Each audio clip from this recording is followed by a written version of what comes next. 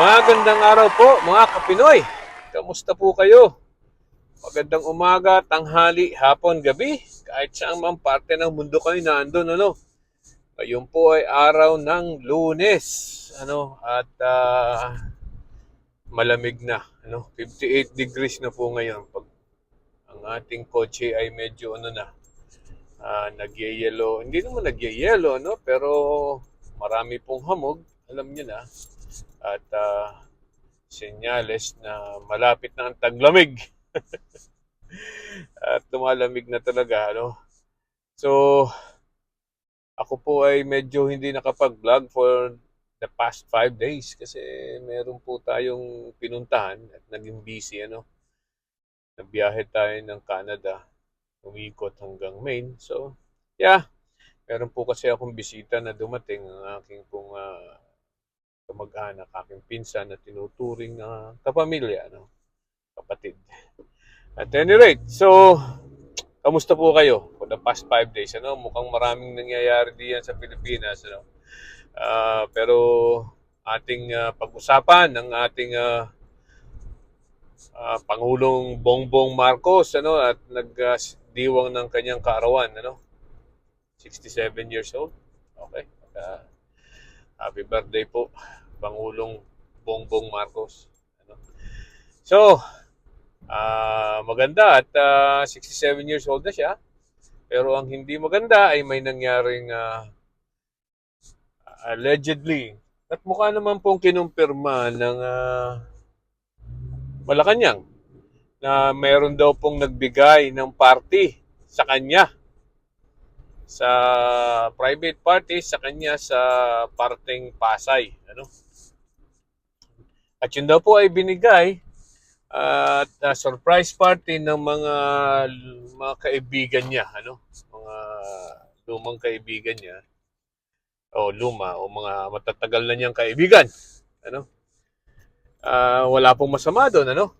Pero ang masama doon ay mukhang magarbo daw ang party. At ang party ay alam nyo kung bakit naging magarbo, abay kasi po ay may kumanta sa party na yon, ano, at mukhang dinala pa doon ang mga grupo na to. Ito po ang grupo na to ay tinatawag na Duran Duran. Sila po yung kumanta ng I think Living Daylights. At marami pa pong sikat na pangalan, ano, na kanta ng mga yon. Say a little prayer, I think. I don't know. I don't remember anymore.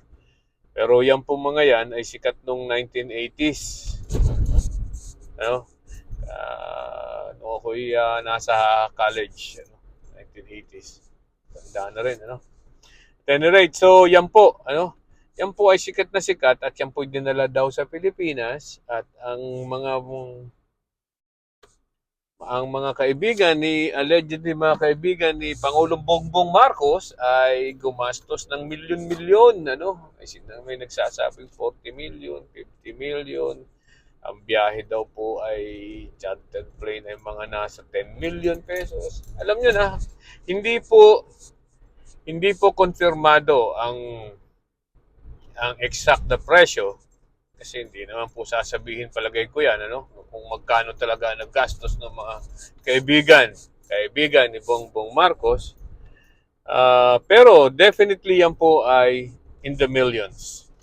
At hindi lang po low millions, baka po mga malaki talagang millions, ano.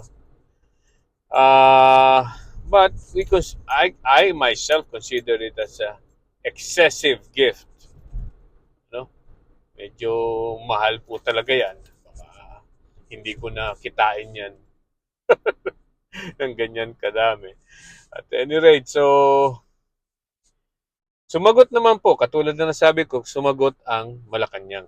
At sinabi na wala naman daw pong gasto sa public funds yun, na gastos doon sa concert na yon sa birthday party ni Bongbong Marcos. Ano? Ang tanong, dapat ba o pag sinabi bang walang gasto sa kaba ng gobyerno sa isang excessive party na ibinigay at inregalo sa isang public officer, ay dapat bang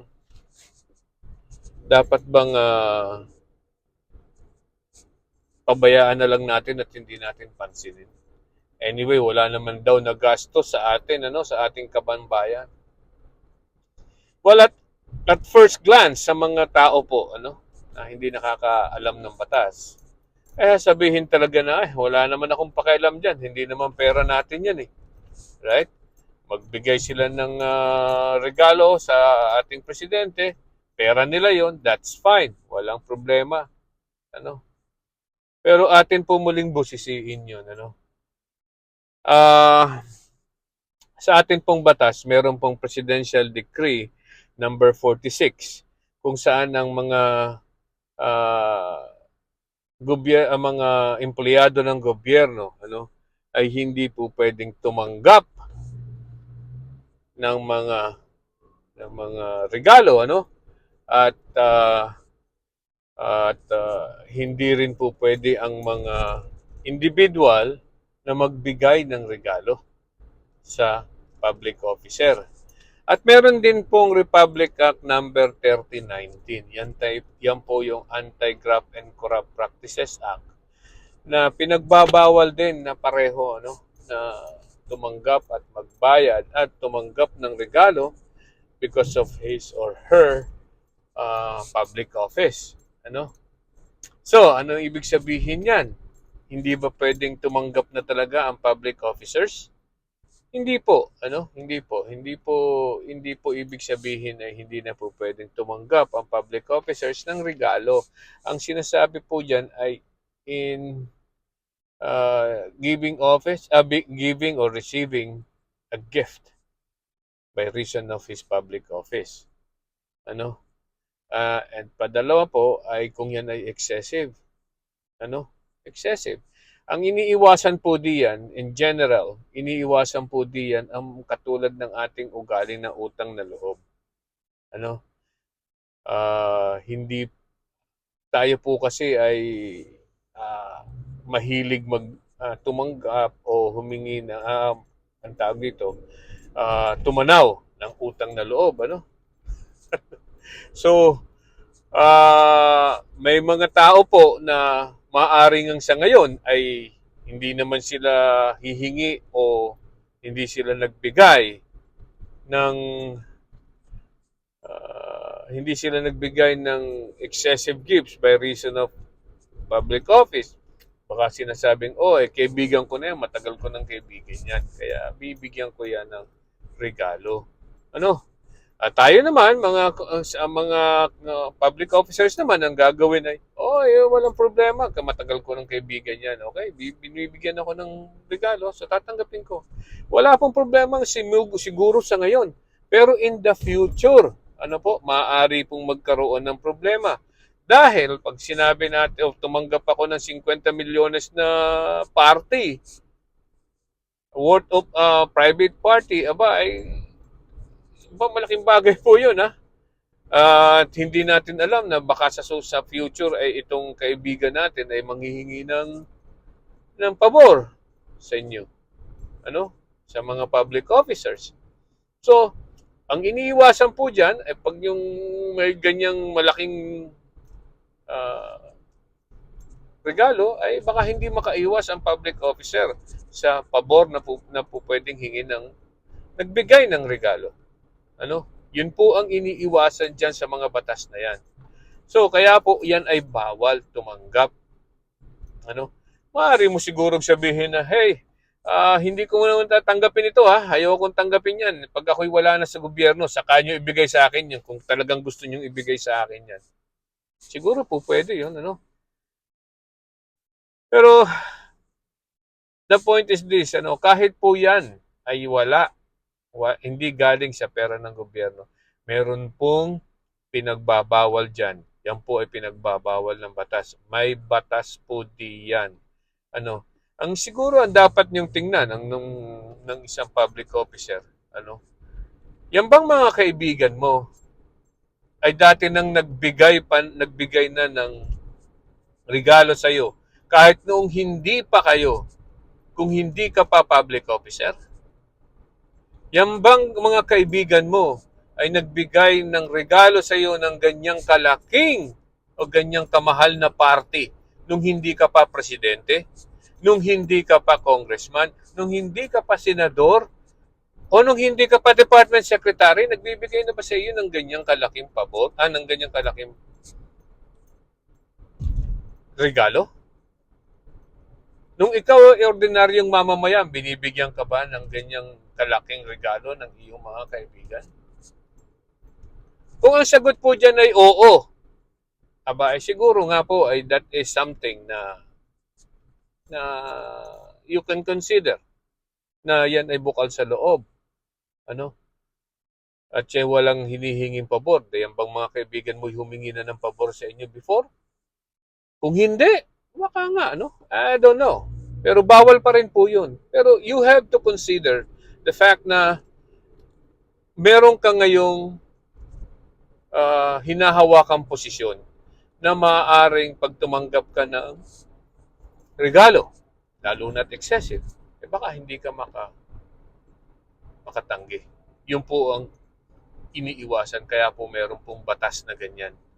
PD 46 at saka Anti-Graft and Corrupt Practices Act. Doon po sa PD 46 talagang sinasabi na bawal tumanggap. So, yan po, party.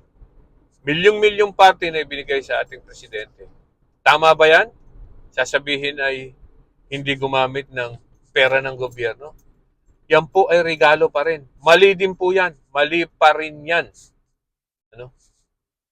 So, kaya wag niyo sasabihin na porke hindi pera at kaba ng gobyerno yang ginamit diyan ay wala nang problema. Hindi po. Problema po yan. Maaring ngayon, maaring in the future. Maaring kung magka-problema po tayo sa ating gobyerno, sa ating mga government officers na yan. Okay? So, again, sinasabi ko sa inyo, bawal ang magbigay ng regalo o kahit ano sa isang public officer at bawal din pong tumanggap ang public officer ng kahit anong regalo by reason of his office or habang nandiyan sa posisyon. Okay? So, malinaw po yan ha. Malinaw po yan. So, kung may mali, dapat itama at hindi po natin dapat pabayaan at palagpasin ang mga ganyang pagkakamali lalo na sa isang mataas na opisyal. Okay?